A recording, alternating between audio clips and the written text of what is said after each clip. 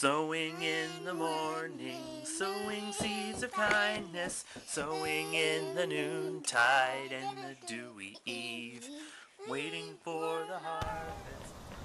All right, well, we are here at the fabulous walkway over the Hudson, and this time I'm actually able to do some filming not in the driver's seat of my truck. I'm here with my friend Jim Harold. He is the one who's being very kind to hold the camera for me today.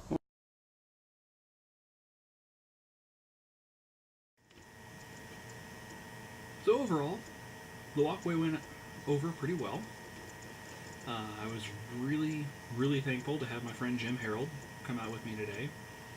It was really an overall beautiful day.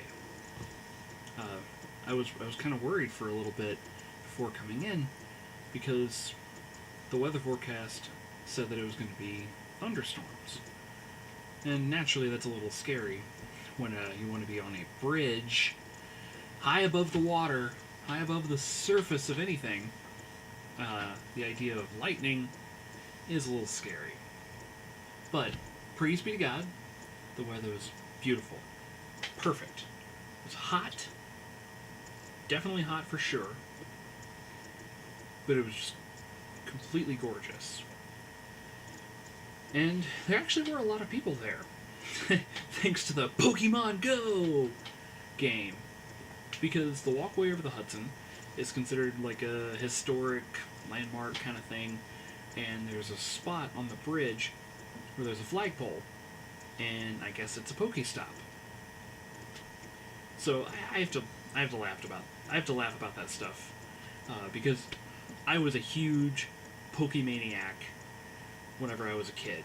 Whenever Pokemon was new, so you can say I liked it before it became popular.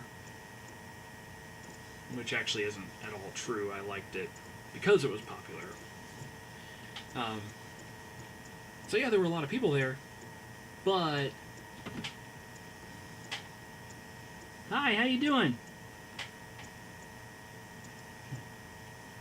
Oh, go! I got a Charizard! Yeah. So, honestly, I think the Pokemon Go is, in theory, an excellent evangelistic opportunity, just in the fact that it brings people to places, but getting their attention once they're there, still working on that. Yeah, so despite the fact that there were a lot of people around, and we did actually get to hand out an awful lot of tracks, thanks to the Bazookan Track Ministry.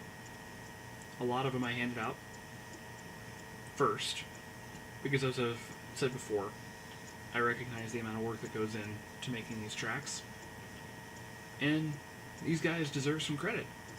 So, thank you once again, as always, Bazookan Track Ministries. Be sure to sign up for their club. It's great. It's a great opportunity. So, anyway, there were two people who took the test, and one of them had been raised in Catholic school, so she was very well aware of all of the terminologies and things like that, but you could tell that they were really paying attention. I really laid it into them the need for survival, because we have an innate desire to preserve ourselves, which is why we eat, that's why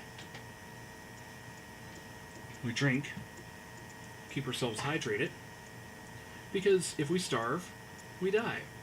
If we get dehydrated, we die. We wear clothes, not just because it's decent, but to protect us from the elements. If it's a hot day outside, we make sure we have shoes on so we don't burn our feet on the ground. So I instilled the reality of our desire for self-preservation. And the reason for it is because every day that we are alive and we're still living in our sin is an act of mercy by God. Because there's going to come that day when you're going to die. Great news, right? But we all have a fear of death. Whether people admit it or not, we have a fear of death. But fortunately, thanks be to God, through Jesus Christ, we as Christians have no fear of death. We don't need to worry about it. So, pray for those two people who took the test, and pray for all of those people who took tracks. Because even though we didn't get to actually share the gospel with them ourselves through the good person test, we were able to get the gospel into their hands, which is really, really amazing. Now, as I try to instill in people, I try to teach this, it's very important to share the gospel wherever you go. Now, even though I had just been out evangelizing, what's the first thing I do? Well, I had to get gas in my car, just in order to get home. And I had to break some change in order to pay for the tolls.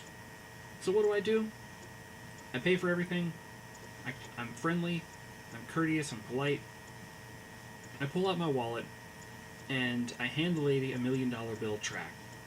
And let me tell you, folks, the look on her face looked as though that was the only smile she had been able to have that day.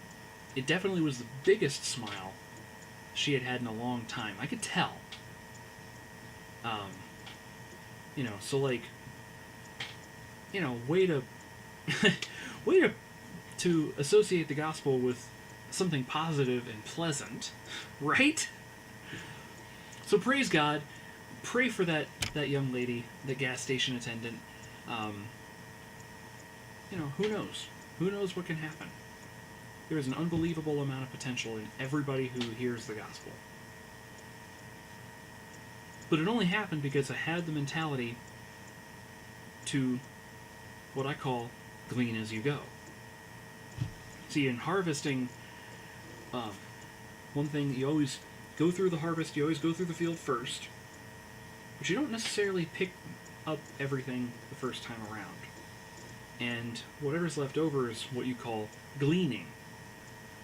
And gleaning is always something in the Bible that was set aside for the poor, where the Lord instructed farmers to allow the poor to come in and glean their fields.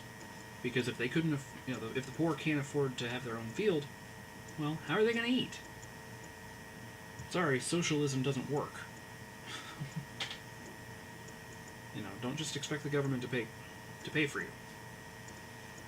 But the Lord put that provision in there to allow the poor to glean. So the reason I say glean as you go is, first of all, kind of a nice alliteration, but most importantly is that not everybody is going to have the chance to plan evangelistic endeavors. See, I've been very fortunate about that. But the point is that you got to be able to share the gospel anywhere you go. Take whatever you can get. Because you may not necessarily have the tools or the resources, but you do have a testimony, you do have the gospel, and that's all you need. So, keep all that in mind. This is Willie Needham reminding you to glean as you go. We shall come rejoicing, bringing in the sheaves. Great job, boys.